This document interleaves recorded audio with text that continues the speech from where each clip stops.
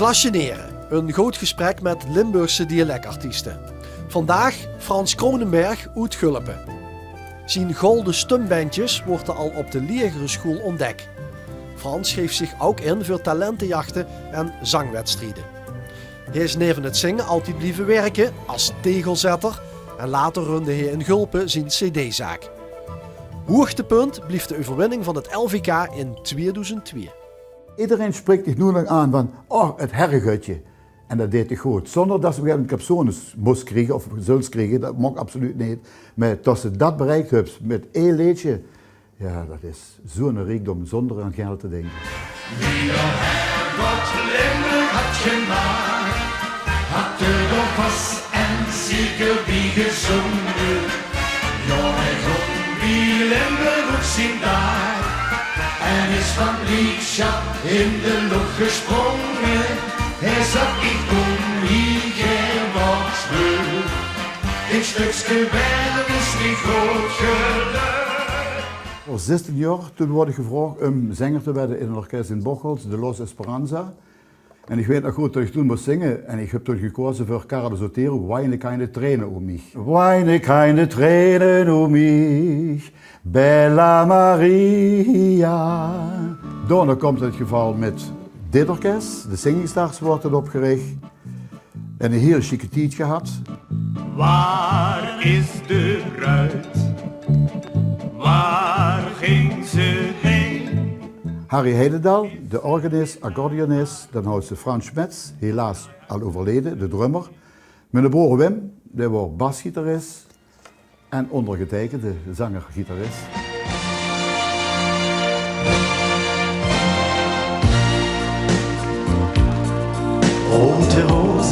Rote Rosen sind die ewigen Boten der Liebe. Dat was altijd in die tijd toch mijn grote voorbeeld. In de allereerste instantie Peter Alexander en Freddie Quinn. Daar komt nog aan Freddie Bregby. Dan heb ik dus ook menige keer in live in het leven getroffen, metgemaakt op de bühne.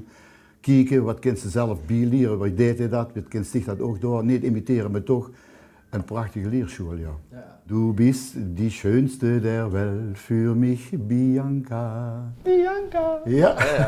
Überall auf der Welt scheint die Sonne. Und das Leben erwart von ihren Strahlen. Überall suchen Menschen die Liebe. Toen heb ik voor een cd uitgebracht, die schönste lieder van Freddie Brek. Daar stonden allemaal zijn hits op. Die heb ik toen allemaal opgenomen en dat wordt toch meteen een schot in de roos. En dat hoort ook in dat die cd per toeval in Australië terechtkomt. En prompt word ik benaderd, hey, er zijn nog veel Duitse immigranten wat er toen nog iets heen gegaan. Die komt down under in het Duitse repertoire de stad te gaan brengen van die Duitse gasten. Ja, dat zijn de belevenissen, dat is werkelijk uniek.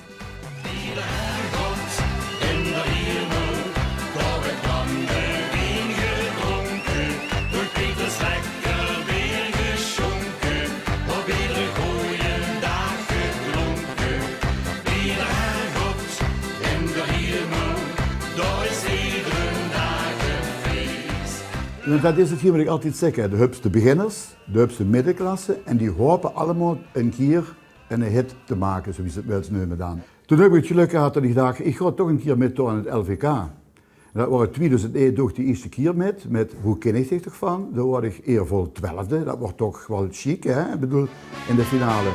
Wo kenn ich dich doch van? Wo kenn ich dich doch van?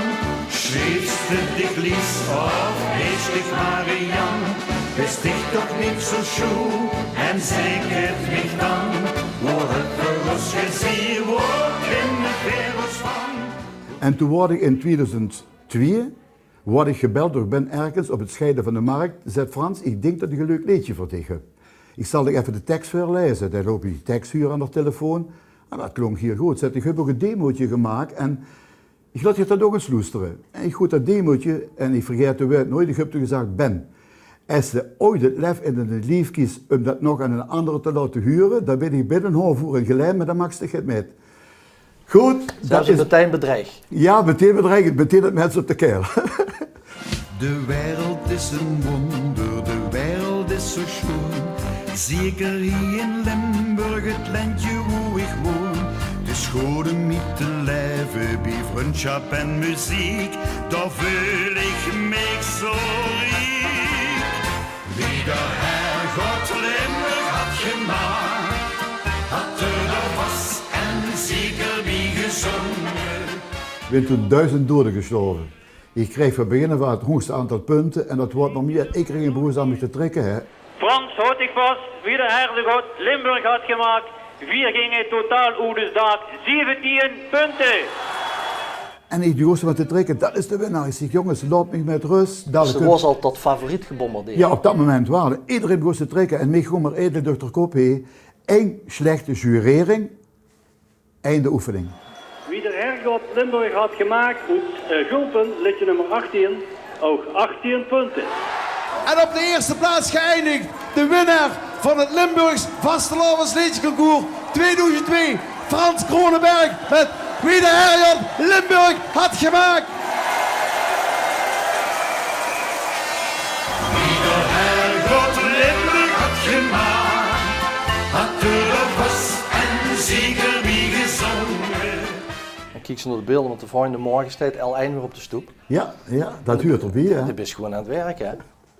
Ja, ik bedoel, de winkel moet open, de klanten komen en dan is het toch het van, ja, doe maar staan, zie je, ook dat huurt bij. En de winnaar, de zaak, moet er gewoon doordraaien. Ja, chic, moest kijken. Ja, fantastisch. Memories, die vergeet ze doen bij alweer 100 jaar.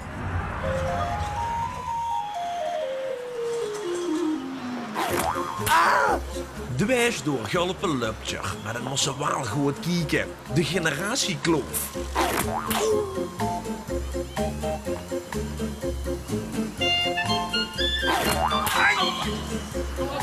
Met een klein beetje pedagogisch handwerk valt je nog wel te dichten. Ik heb 2 kinderen, een dochter en een zoon. Ik hou steeds de wens dat een van mijn kinderen, punt 1, kind zingen, maar ook het geer deed. Want de kunt niet zeggen, doe moest dat door, dat hoort niet staan, dat gaat gewoon niet. En bij Andy is dat het geval. En toen kwam toen de gedachte, zoveel samen gaat het LVK gedaan.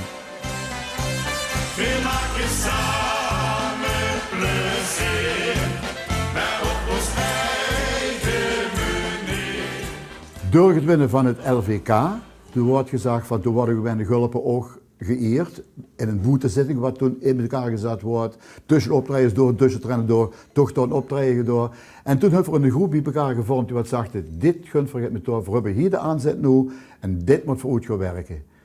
En een jaar later wordt toen de eerste grote Gulpen Vastelavondsfinale. Waar in brons groen eikenhout nog te goud gezicht. Over het Malse korenveld. Het had een dipje gehad een aantal jaar geleden, dacht ik, tot veel nu naar de boete en jongen op wintersport. Dat heeft weer een kentering genomen. En nu merken ze allemaal die boete-evenementen. Het is vooral de boete-evenementen wat sterk zijn. Wie vervolgt het op de been is, dat is ongekend. Dat is toch zo fijn, wat zing ik iedereen. Zeker in de muziek. Eens niks dwingen, dat hing met zoveel factoren. Geluk is toch wel altijd een voorname rol in die leven. Hetzelfde was het is. Je hebt wel een filosofie, je hebt woeste vergees, dat slaagt. Is het niet u, is het morgen. Dat hebben ze mijn ganse instelling bij mijn ganse leven. Maar dat is ook daar uitgekomen. Is het enige lied, dat is een wereldtaal voor